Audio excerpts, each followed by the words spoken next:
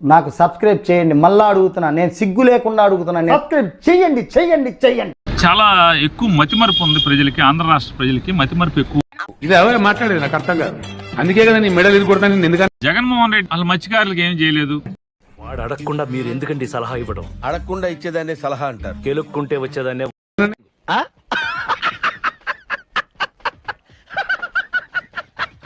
ప్రాణాన్ని పణంగా పెట్టి వేటాడేటువంటి మత్స్యకారుడికి ఏమీ చేయట్లేదు.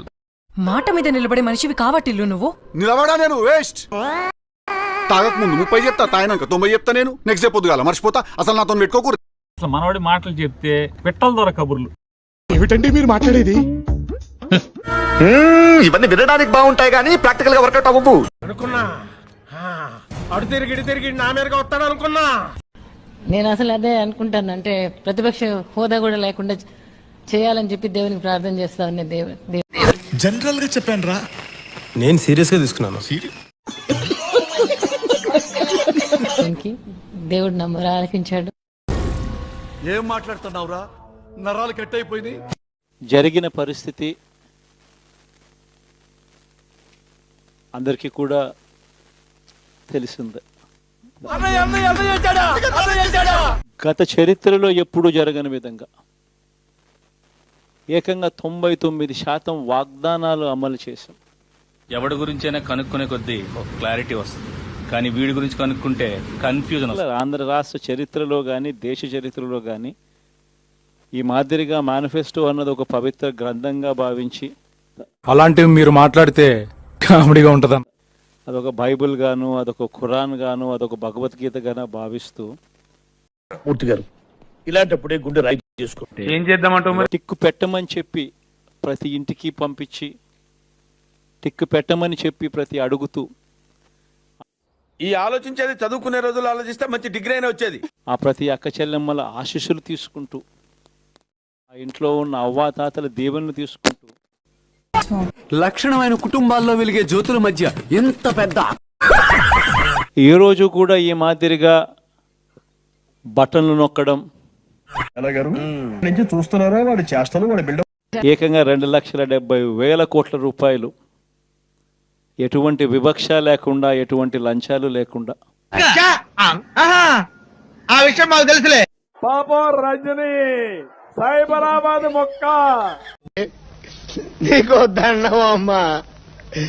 నువ్వెక్కడ దొరికావు? ఇప్పటికే చీటీ తిరిగిపోయింది. ఓడిపోయే సీటు గుంటూరు 2.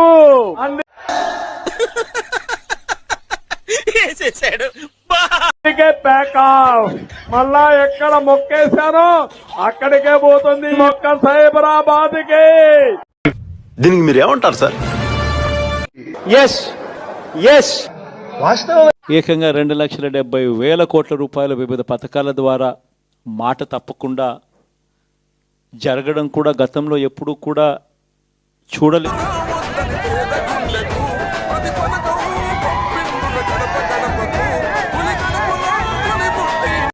సంస్కరణలు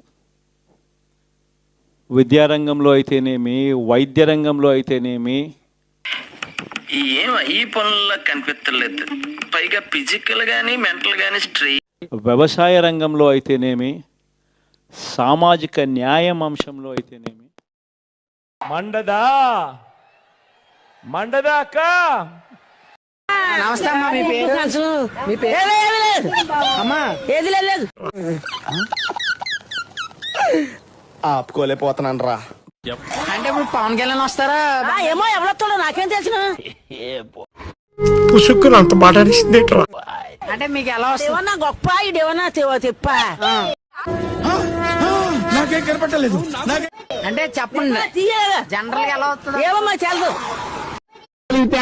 తక్కువగా చూశాను అమ్మా. నిన్ను ఈ దేశానికి కాదమ్మా, శత్రు దేశానికి ఆర్థిక మంత్రిగా. అంటే ఈసారి ఎవరికి బాగుంటది అంటారు? కరెక్ట్, ఇది కరెక్ట్ గా చెప్పావయ్యా. మహిళా సాధికారత అంశంలో అయితేనేమి, గవర్నెన్స్ విషయంలో అయితేనేమి. ఏంద్ర బాబుజీ ఇదే? ఏంది టార్చర్ మనకే? ఎప్పుడు జరగని చూడని సంస్కరణలను కూడా తీసుకొచ్చు.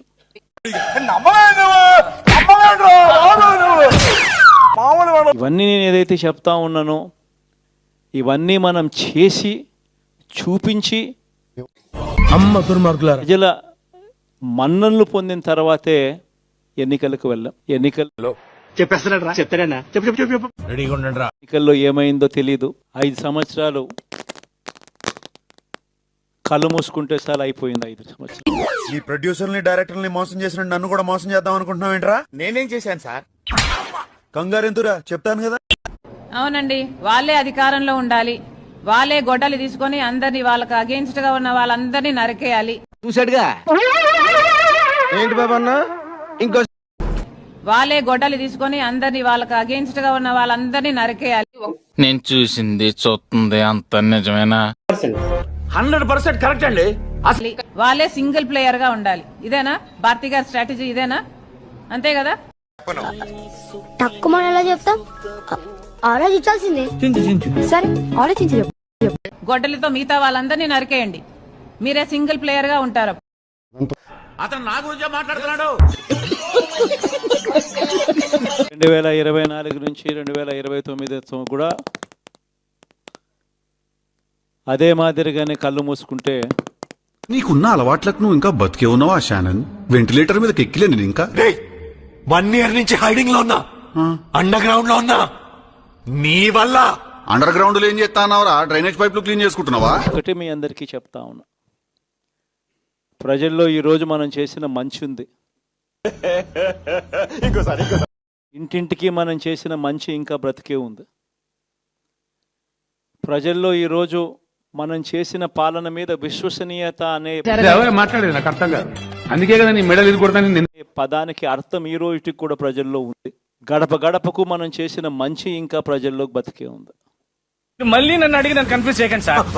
ఒక్క విషయం చెప్తాను సార్, వాడి పని చేసుకోవడం కోసం ఎన్ని రంగులు మార్చడానికైనా వాడు సిద్ధం. మరి ఇవన్నీ ఉన్నప్పుడు మళ్ళీ మనం లేయడం కూడా తథ్యం.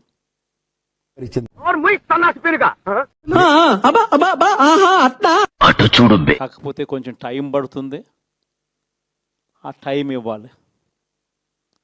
ఏంట్రా సావు కబురు సార్లుగా చెప్పినట్టు అట్ట చెప్తావు?